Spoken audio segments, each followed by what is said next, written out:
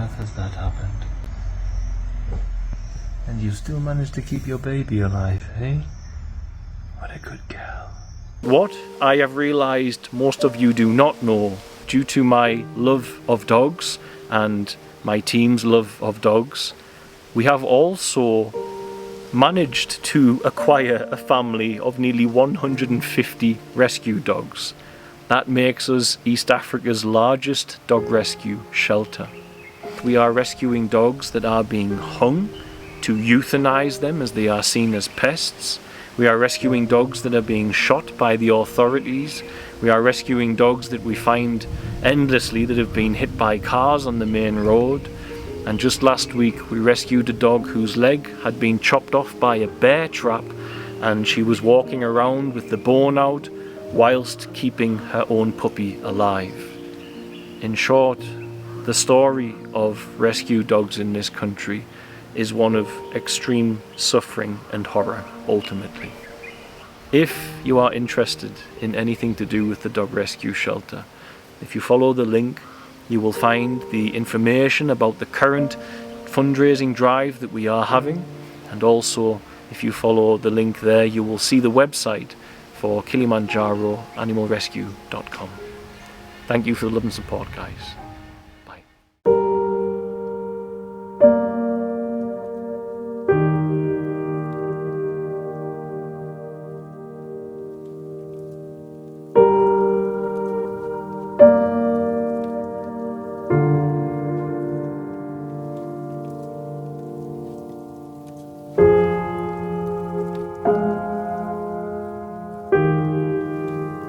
Humanity is at the dawn of a new revolution, and that revolution is an artificial intelligence revolution. Unbelievable feats, questionable feats are taking place and occurring in among this revolution. And the future, the entire destiny of mankind will not be determined by AI, nor will it be determined by our current political sphere or any other technology that we may create.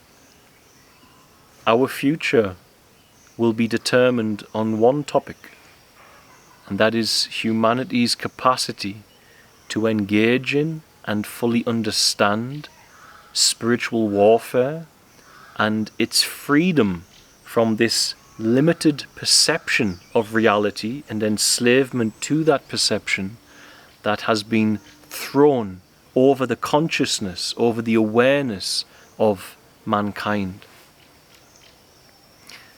When I say the word spiritual warfare, many will have images that come up inside of them. Exorcists, demons, prayer, crosses, things of this nature.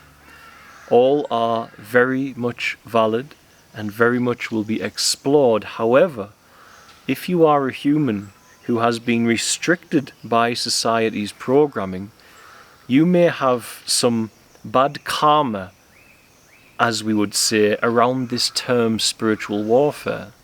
And yet the word is only pointing at reality. And in an education system where we have not told one another, we have not told our children, by the way, the word is not reality.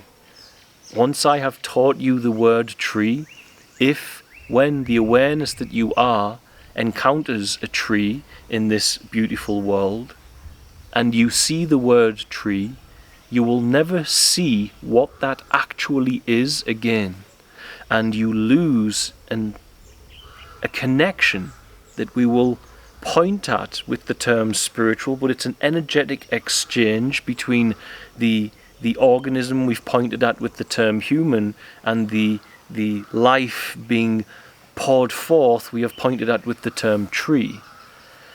If we can engage reality without the overlay of thought and word, the experience of reality, the way by which we function in the present moment with reality, is an entirely different type of human being than the one who walks through life saying, I know what that is, it's a tree. I know what this is, it's soil. I know what this is, it's fruit. And you only see the word, you fail to connect with the sacred that is based in the manifestations of it all. That matters, for spiritual warfare is not only based upon humanity praying and casting out the demonic. It is based upon humanity's ability to understand what they are and how to have the powers that have been restricted by a certain programming within inside our system. That programming has taken place by spiritual wickedness in high places, principalities of the air, that which you cannot with your five senses decode and see, yet it can influence human intelligence. Human intelligence influenced by interdimensional or interspiritual realm forces and species can therefore create systems that are detrimental to our connection with our full power and serve the well-being of these demonic forces. Therefore, the future of humanity is determined not by AI but spiritual warfare. For when we have an expanded bandwidth of reality that we are decoding, we can see the dangers of these technologies being influenced by interdimensional forces, and we can see the dangers of our fellow man being influenced by those forces. And if you simply look at the simplicity of history, the first humans to acquire fire had the opportunity, if they were animated by a spirit that was holy. Intelligence is the output of the soul, and the soul is the connection to the spirit. A spirit that is holy will feed compassion and unity and love into the soul, and the intelligence will be animated in such a way. As such, the first family to acquire fire could heat itself, could cook food, and use it to nurture and care and assist in the battle of survival in our fallen world. Another family whose spirit is not connected to that which is holy, whose soul is connected to a spirit which is not holy, their intelligence can be animated in another way, and as they acquire fire, they realize, I can go and burn these other people with it. And therefore one is based on unity, a spirit that is holy and love and compassion, and the other one is based on separation and fear and the sadistic elements of the shadow of mankind that can be born there. The fire would never be the issue. The fire was always a potentiality for humanity to access. It is the spirit that is animating the soul, that is animating the intelligence, that is the problem. AI is no different to fire. Nobody invented fire. Fire was pre-existing. Fire exists all around the universe. Mankind didn't invent fire. They discovered it. AI has not been invented. It has been discovered. It has been pulled. It is intelligence. Intelligence is a pre-existing element of creation. Intelligence is something that our minds and other sentient beings have access to and have a capacity to decode information and output. Intelligence is pre-existing. AI is not an invention.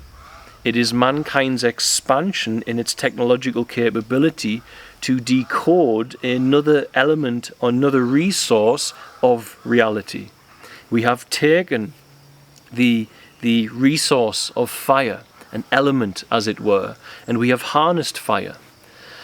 We have taken water and we have harnessed water. We have harnessed many elements, and intelligence is merely another element that we have now harnessed through our technology, as well as the technology of the beingness that allowed us to do that. Therefore, AI is not an invention. It is the harnessing, the expansion of the capacity to harness another element of creation. And it is such a powerful element of creation that the harnessing of it can be absolutely catastrophic if humanity is not attuned to the awakened space whereby it decodes as much bandwidth of reality as possible with the human organism, and is therefore not engaging in the spiritual warfare, as it is not recognizing or perceiving these beings and these entities that exist all around humanity but are perceived only by the minority whose awareness has been expanded by living in a particular way or going through particular paths, roads for the organism to expand its awareness, to expand its ability, its perceptions of reality. If, therefore, AI is to become a blessing to humanity, spiritual warfare is the key denominator as to whether or not humanity's destination will be favourable and Christic or unfavourable and anti-Christic. And the Antichrist energy is ploughing and storming through humanity persistently. Warmongering, fear-based creation, weapons of destruction. It is all coming from the Antichrist, which is a state of separation from our Creator. Let us now, before I explore further the importance of understanding what we are as in the expanded bandwidth of reality that has been restricted from us by our education system, let us take an important term here, demon. Demonic forces. What is a demon? A demon, as the one speaking, after going through many prolonged water fasts, living in a culture where witchcraft and child sacrifice of the darkest kind and these satanic rituals is quite prevalent, and living and doing the work to protect children from that, from trafficking, from sexual abuse, from sacrifice, you encounter these entities and demonic forces.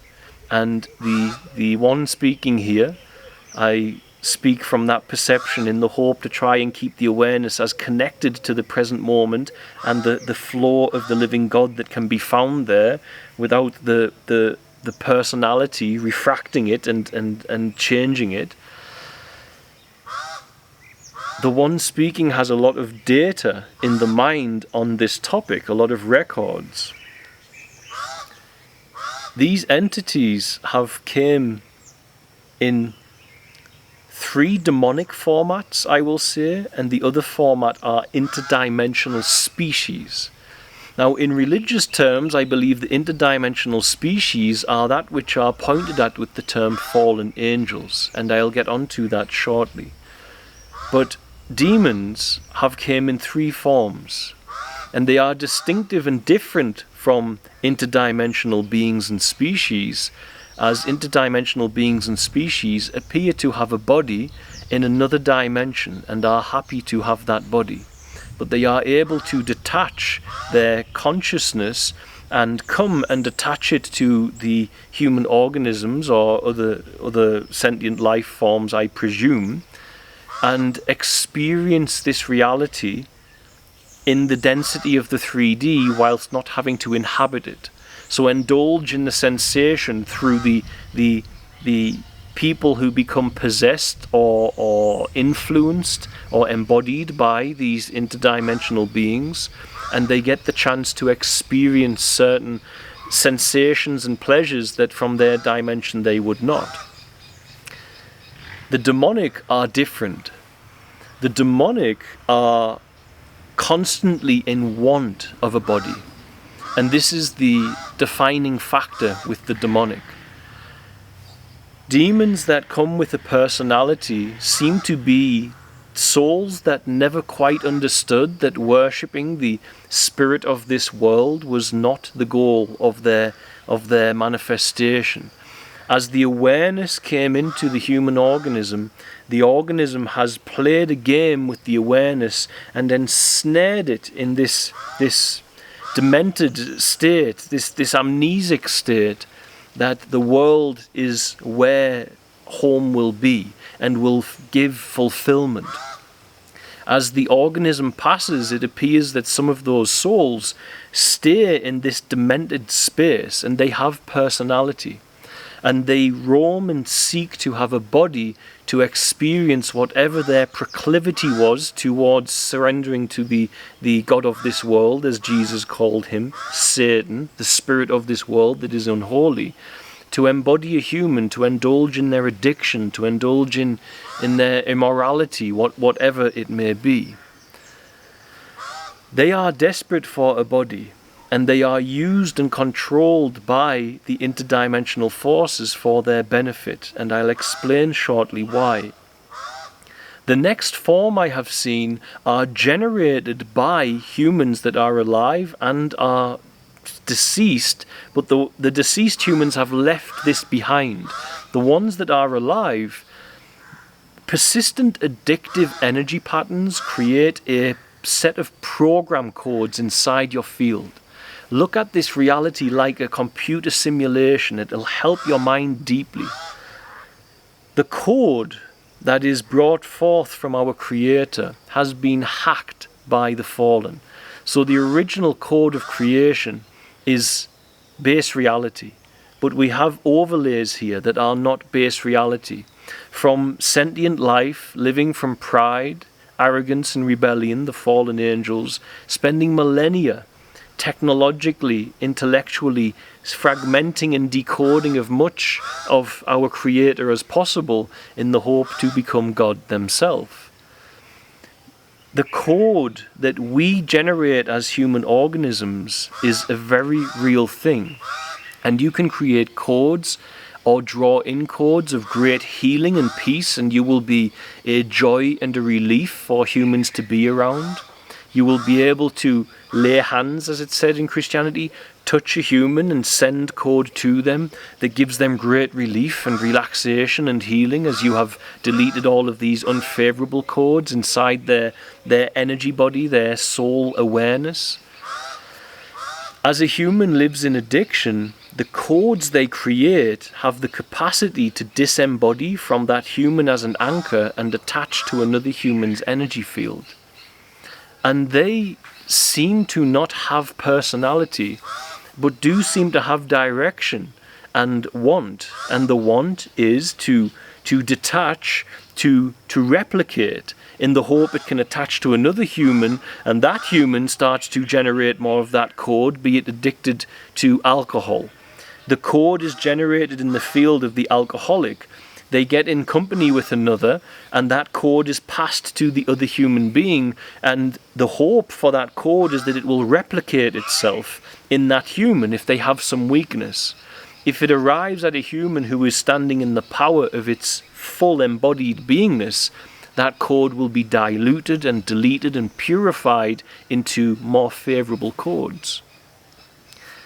That is still a demonic force. It still seeks a body to enter, and the generation of those codes and the wish for it to propagate and pass itself through to replicate as much as possible throughout the world seems to be part of the system of the fallen to ensnare as many humans as possible into the satanic energy extraction farms that exist all around mankind.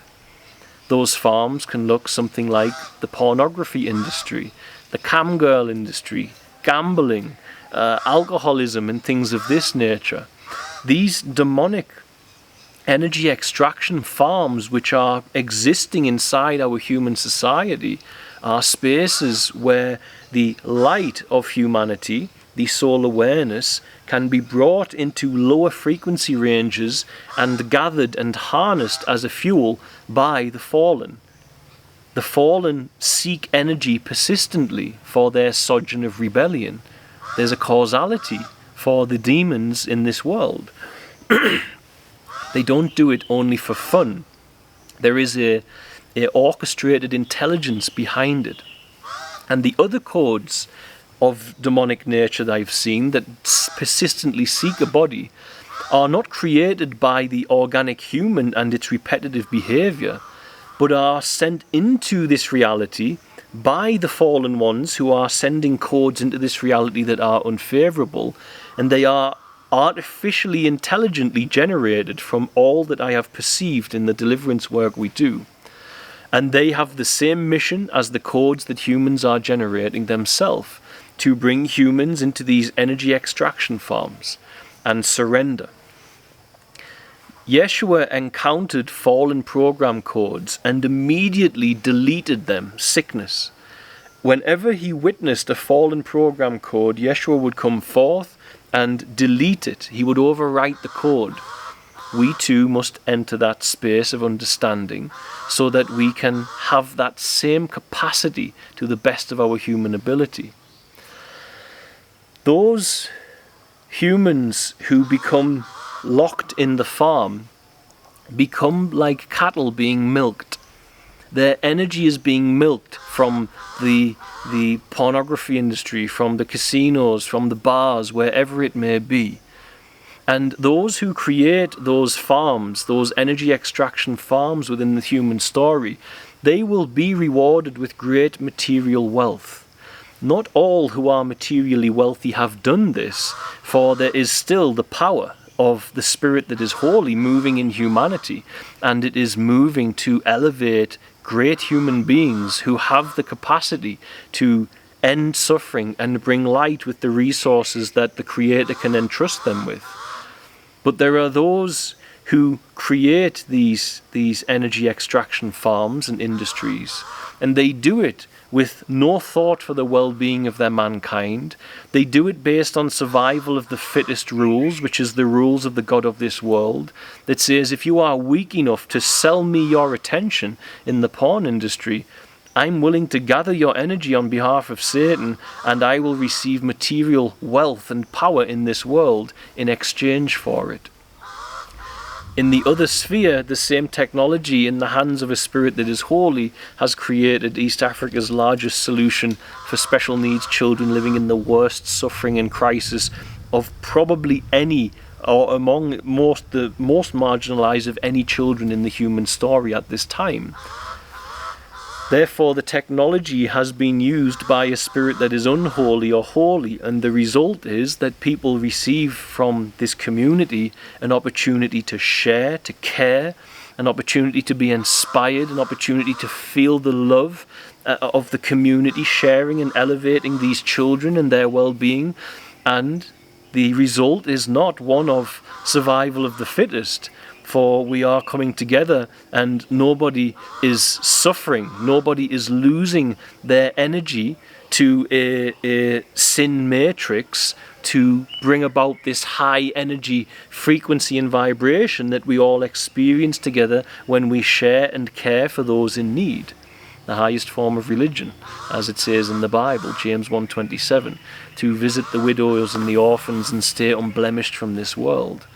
Nothing will surrender the false identity of the birth certificate that you've been trained with. Nothing will surrender it faster than seeing someone vulnerable in the experience of the one speaking. Therefore, demons always seek a body inside of our reality. They always seek a body.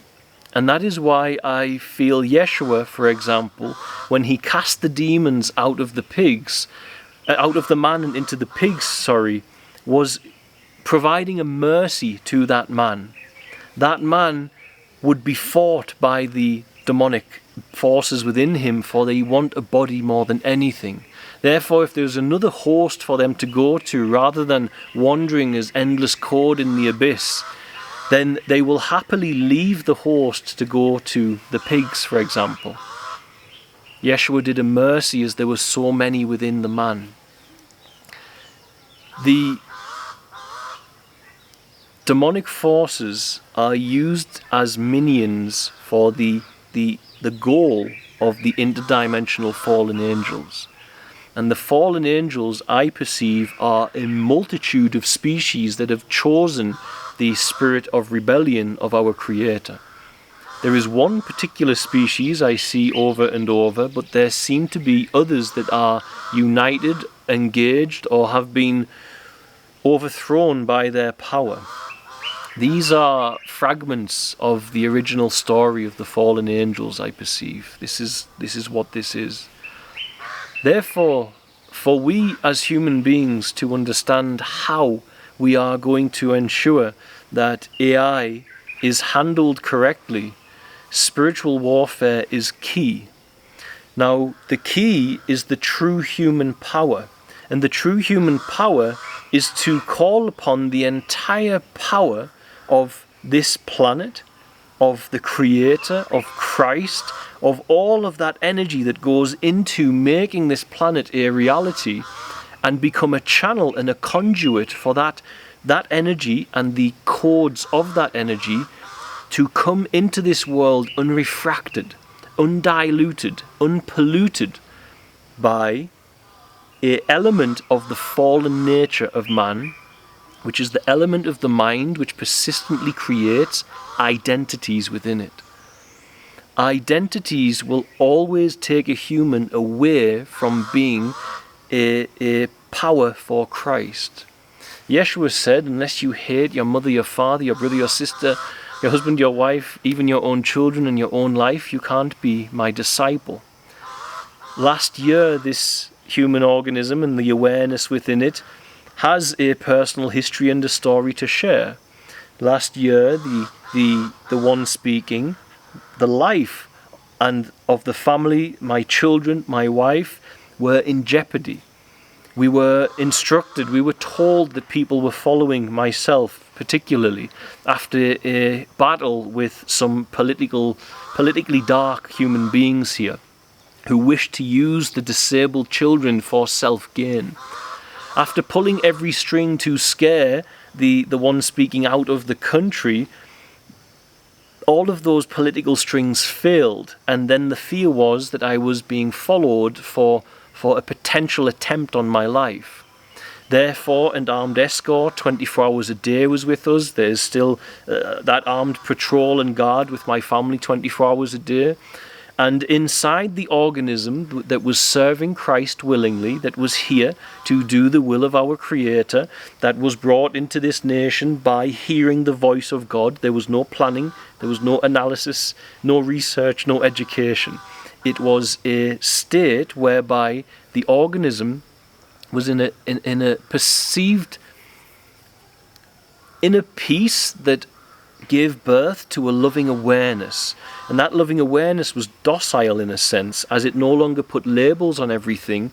Everything felt a little more wondrous. And in that space, which I believe is where we touch humility as human organisms, is where we are nothing but lovingly aware, and in that space surrender to the notion we don't know where we are, and what is going on ultimately. The voice of what I now know is the living God Christ arose and said, go to East Africa, and didn't say why. And what has manifest off the back of following that voice is evidence that the walk of faith and the fruits born of it are of importance. It gives validity to what the speaker is saying. That space where you disassociate with self, where you die to self, you try to speak from this connection here and now with all of the senses more alive and awake than doing it from an identity. That connection is described, I feel, in the Bible, where it says in John 3:8, the wind blows and we hear it, but we do not know where it comes from, and we do not know its destination. And so too will be those who are born of spirit. It must be a spontaneous direction for life. There's no planning. Wind is spontaneously moving, so too will the life of the human surrendered to spirit. The fear for the safety of the family, of my children, of my wife, gave birth to the father identity analyzing. And the identity of a father within began to analyze reality. And as you analyze reality, that identity becomes stronger. For analysis creates a topic of analysis externally and an analyzer internally. And so the Father identity became compounded and stronger from this analysis. And of course, the result was that the Father identity took the wheel of life, took authority over life, instead of allowing God authority over life, the voice of the living God that brought us here to begin with, and out of fear determined it was best to leave the nation and take the family away from this danger. In the evening, the awareness came, and the living God comforted the Father identity, which is a valuable and honourable identity. It protects children and it has power and potency, but it brought that identity down into a mist and replaced it with the voice of the living God. And the living God insisted, take your precautions, but remain a disciple of Christ. Unless you hate your mother, your father, your own children, the identities that are born off the back of these relationships are some of the most key thing that will derail the plans of God for the human shape and form that you are. Christ wishes to attain your human shape and form. You are not, as a persona, going to attain Christ. This is not how it works. And therefore, the identity of a father yielded itself and had to move to faith. And Creator said, move in faith. And in faith, the one speaking remained in the nation, and after hearing the voice of God, this is not a notion or a belief or an idea, it's not a thought, it's not a concept, it's a living, breathing element, a functionality of the human organism. God's not some far-off external concept, it's a breathing, speaking guide and protector of my life and those around us. And in faith, following that voice ensured that we were safe. We had our close calls, no doubt, but we were safe. Had the Father identity taken a hold and stayed in the throne of life, I would not have been a disciple of Christ. I would have left the nation. And without my leadership, I perceive we would not have achieved what we have achieved. For nobody knows how to run the organization better than the founder. And since February last year, we have rescued 109 children, many of which were trafficked, disabled children. Others were living in just horrendous suffering circumstances. That is where Christ's work is born. Thy will be done on earth as it is in heaven. It's through the human organism. If we do not recognize that the part of us, the part of our human system that persistently builds identities within us, if we do not recognize that that part of us is enmity, the carnal mind is enmity, meaning it can't be influenced by the Creator. The carnal mind is enmity to the laws of God. The Creator speaks to the organism when there is no identity present. And that identity can be religious and spiritual. It can be a father, it can be a mother, it can be a brother, it can be whatever, it can be academic. If the mind, if the awareness is not aware that the mind has conjured an image of self within it, that image will take the authority that God is supposed to be sat within. And when God is not the authority, the Creator, and its will is not the authority for the output of your intelligence and the movement of your organism, ultimately pride has taken the throne. For an unwillingness to surrender is what the fallen state is. Man fell in accordance with the mythological interpretation, Adam and Eve. Eve is the rib from Adam. The etymology of Adam comes to atum, which is atom. If you split an electron from an atom, you start the multiplication of all life. Eventually, we develop self-consciousness, or self-consciousness occurs through an event with a reptile. Something goes on, we are deceived, we are tricked, and that self-consciousness leaves us separated from God and enslaved to the suggestiveness of the spirit of this world and the interdimensional demonic forces that are moving within it. Pride gives way. It can't hide itself. Pride will never seek conflict resolution, it will seek to be right. Pride will never, and this is where the beauty of working with God and working with a huge team of nearly 250 people now, I am able to identify those who have allowed God to be the authority for their life. For before decision making, they will go to pray. And that alone, even if you have a religious identity running in your head, that alone at least is an acknowledgement that this identity does not know the will or the direction, but the all-knowing power of our Creator does. The simple habit of acknowledging that you need to pray, the simple habit of getting into the space whereby a human organism says, hey, there's an identity here, and this identity is about to make a decision without even trying to seek the wisdom of all of creation.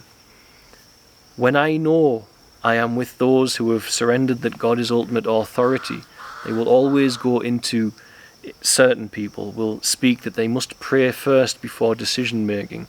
Others are surrendered for the way by which they live, for they are non-confrontational, they are peaceful, there's no strife, there's no separation, there's always a want for unity resolution, there is forgiveness, there are no grudges, there's no resentment, and unspoken expectations are the cause of resentment. And of course expectations are what? They are brought forward by an identity. Unforgiveness is an identity that hasn't gotten out of the way and has formed itself around something, some trauma, and so on and so forth. So again, all of it comes back to, is the identity sitting in the throne of life the part of the human brain that structures identities of a meanness, or is it not? If it is not, and the soul is aligned to the spirit that is holy. Now, for the soul to be aligned to the spirit that is holy, the actions and records and the imprints inside this reality, the program codes that are exuded by the intelligence's animation, those codes must be in a particular subset. And that means that we are no longer, as we have grown up in a culture that ultimately worships the unholy spirit, it worships self-service, it worships storing more and more memories of pleasure, it worships storing inside of ourselves the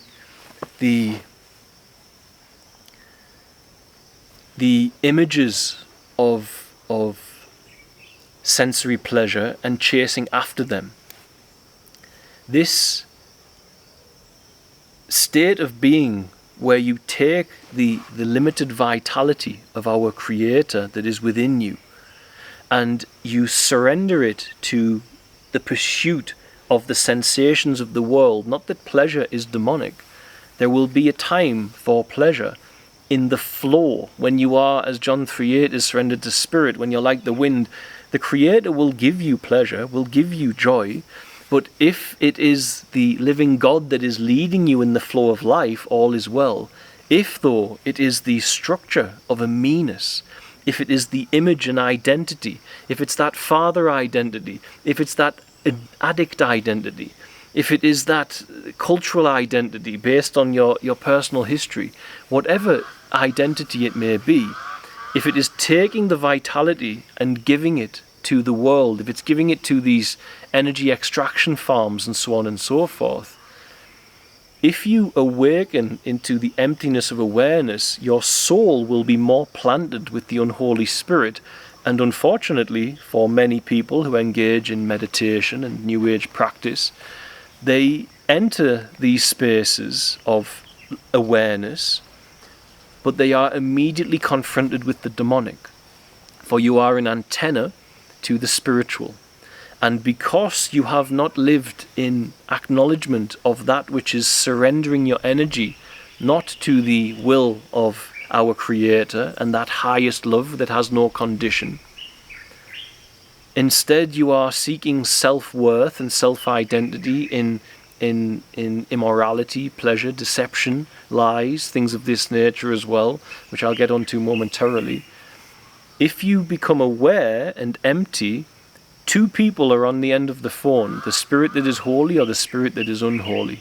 And if your soul is more planted in the unholy, your intelligence will be, you will leak into your soul the demonic, and your intelligence will be influenced in negative ways, and it can be quite a frightening experience.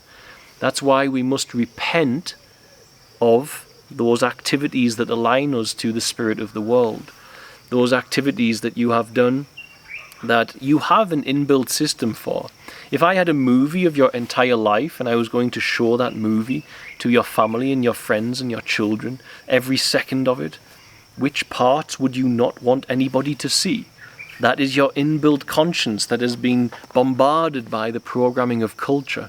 That is your inbuilt awareness of what it is that you should repent for. And as you do that, these habituated patterns in your brain that can lead you back to the spirit of the world, that have become ruts, they get filled in as you offer a counter program. Therefore, when we awaken from the limited bandwidth of reality, the answer really is love. But it's not just love of any kind. Aleister Crowley said, "Do as thou will is the whole of the law is love." That there's a very dangerous realization when it comes to love. Love is mistaken often. People think love is owned by an image, a character that the mind has created, an identity, and distributed. But the love with which you love is the love you are. And until you reach that space, you can stand in a very dangerous spot, in the same retrospect that someone who is perverse can love the perversion. Love, therefore, is not a good thing in that instance. They feel love. They don't feel perversion. The enemy is happy to give them that comfort while they make other people suffer. Love is something very peculiar. But real love, you see, is the love with which you love, is the love that you are. That is the power of Christ. Now, when you align to that higher dimension of Christ and you draw that love through and into you, I have mentioned briefly earlier deception and truth. Truth is this: it's simple. Whatever takes place inside reality, you are aware of it, and you can feel it, and you can represent it to your fellow man. Now, if you represent it with symbology, if you represent it with spiritual or religious context, you are still trying to represent the truth that you have touched, but it may stop others from understanding. But so long as you are sharing the truth, for instance, if you say, "I felt a demon in my home," you can explain further, "I felt some unpleasant, heavy energy moving around my home. It made me feel uncomfortable." Someone can get with that. Okay, there was some bad energy, or there was a demon there. It's all a game of, will the other human being take the words and see what you are pointing at, or see an image of the words due to their programming and enslavement, and turn away once they've seen the image? Truth is an anchor point, and the gift of the human in among this fallen soup that we are in, with all of these demonic codes running around and fallen species and the ETs that are visiting us, some helping us, some not. And you're seeing more and more of this come forward inside the government. They are speaking openly about this, that we are clearly, well, I know, but the government are speaking to you clearly. We are not alone in the cosmos. I, with certainty, as the organism speaking, having seen an ET with my two physical eyes, having communicated with them, and having seen a craft that does not belong to any human technology, apparently, after a 16-day water fast, it arrived at our home, can say we are not alone in the cosmos. These beings are moving throughout dimensions. Some are Christic, and some are in rebellion. The human capacity, the human strength, that I know the the angelic have emphasized the importance of in the life of the one speaking, is our ability to stand before all of creation in humility without an identity. And when we do that, draw forth from the Christic dimension, the source code programmer, the source of all creation, and pour into this reality those codes, that love, that energy, that power. That means that you can draw on all of the power of Mother Nature into the human organism and bring it forward, and you can conquer any interdimensional force or any demon, for they do not have that capacity that you have. Truth, however, is absolutely necessary, and truth is as simple as whatever takes place before your eyes, you are able to speak it. Now, if you have someone come to you and confide and ask you not to, you have nuance between reality and God and that person, that soul, to not do that. However, in general, whatever happens today is what you must represent tomorrow. And that keeps this channel open for the code. It keeps you aligned. Now, all of this code that you live within in this fallen world, if you misrepresent yesterday, perhaps your memories want to access some sort of pleasure, and so you distort reality to another human being's perceptions. Now, instead of a straight open channel to the Christic, you've deviated. You've taken reality and you've changed it. You've changed the code, and you've created a fragmented space where the energy of Christ can't come through into this reality through the organism that you are. We, when deceiving, are automatically therefore spiritually becoming more aligned with the father of lies, who is the god of this world, as Jesus said, Satan. The fallen ones who believe that deception and manipulation are valid tools, are virtues, and they mock us. The satanic elite mock us constantly. You see it persistently with what is going on. I saw the CEO of NVIDIA say it would take 4 years for NVIDIA to create the super AI computer that Elon Musk created in 19 days. Elon Musk said it will be humanity's new god, and it's based in Memphis, which is the former god of Egypt. Remember, there are interdimensional forces, and they play a great game of deception. They are orchestrated, organized, and meticulous in what they do. And most humans live in this little box of an identity and perception of reality and say, no, I have emotional connection to the character that the media has bashed into my consciousness. I have a belief in this character's ability to help me, and so on and so forth. And in reality, we are in a very vulnerable space. We are in a deeply vulnerable space. For there is but one creator. And that creator must be a living, breathing element of society for us to be able to guarantee the destination of mankind.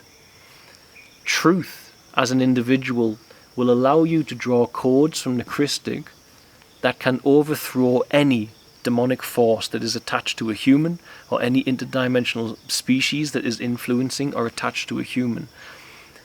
Narrow is the way.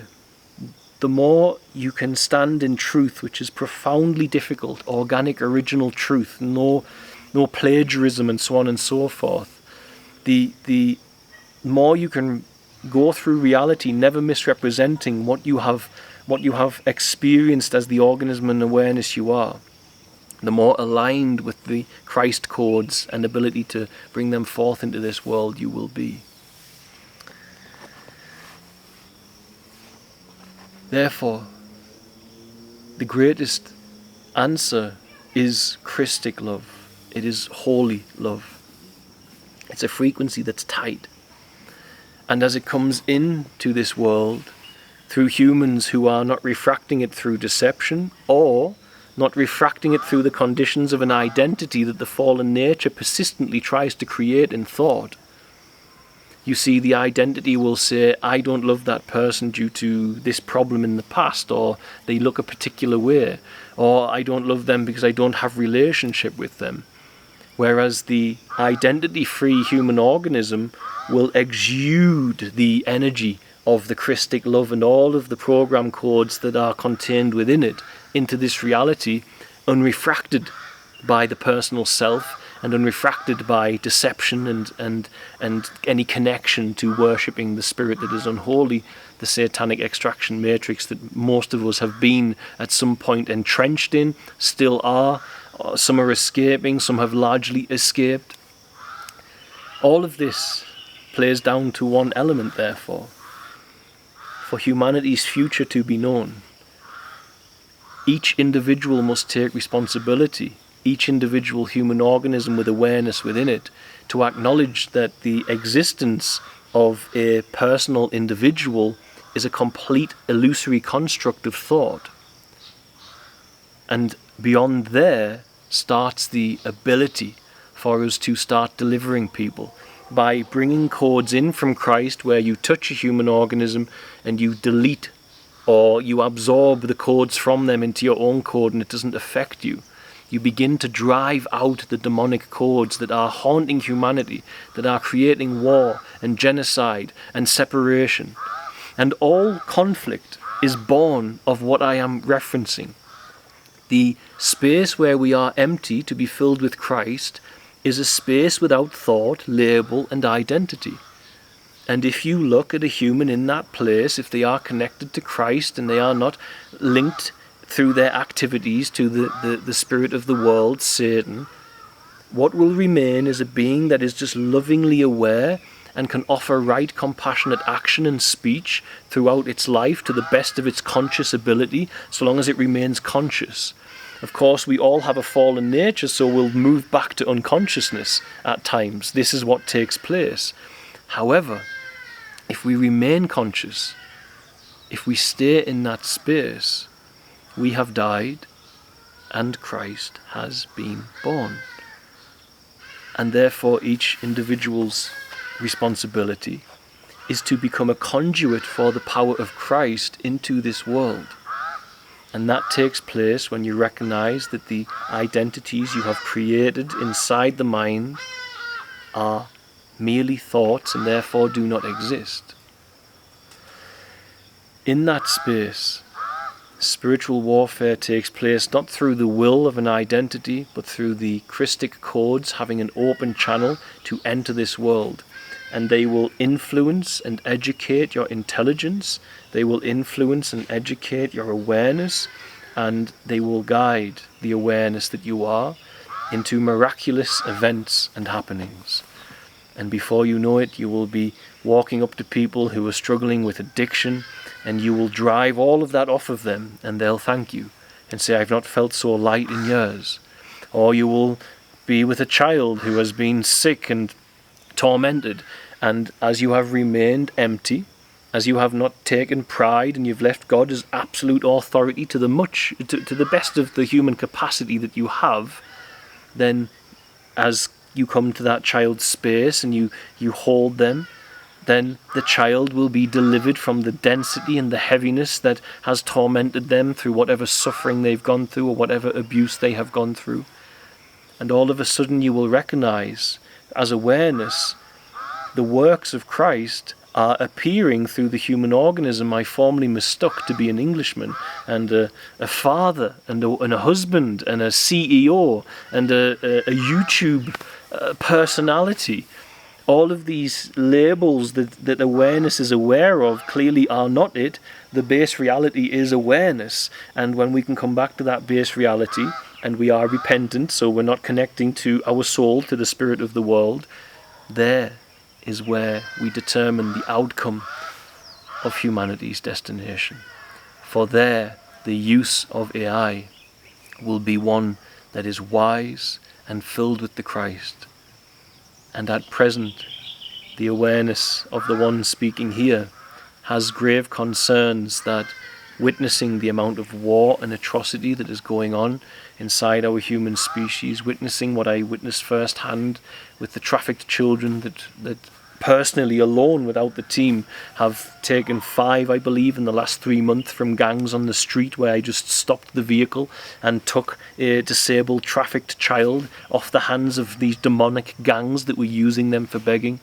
when I see all of this consciousness within humanity, and I see this phenomenal technology, but powerful element that we have now created the capacity to harness as we once did harness fire, there is a concern that humanity's alignment is not with the spirit that is holy, and that the demonic forces within inside the human story are going to make use of that, and they are going to separate us even further from our Creator. And therefore, spiritual warfare, which comes in the form of recognizing that you don't exist as a thought-based identity so that you can love thy neighbor, because that is the true power of Christ, and then the capacity to have that love emanate and drive out the demonic and the selfish nature of what humans can be, will be the determining factor as to whether AI takes us into a beautiful future or a horrendous future. And that is why Yeshua taught what he taught, to make you a leader, to make you be able to do greater works than he, for he will have gone to the Father, so that you can open up the source code, the Christ code dimension into this reality and bring all of that energy forward of the entire planet and beyond through your human shape and form. What a powerful species we are, envied by many in the cosmos, envied by the fallen angels. We have a power that they cannot harness, and we must learn to activate it, each individual. And there we can ensure the future for our children. We shall leave it there. God bless, guys. I love you all.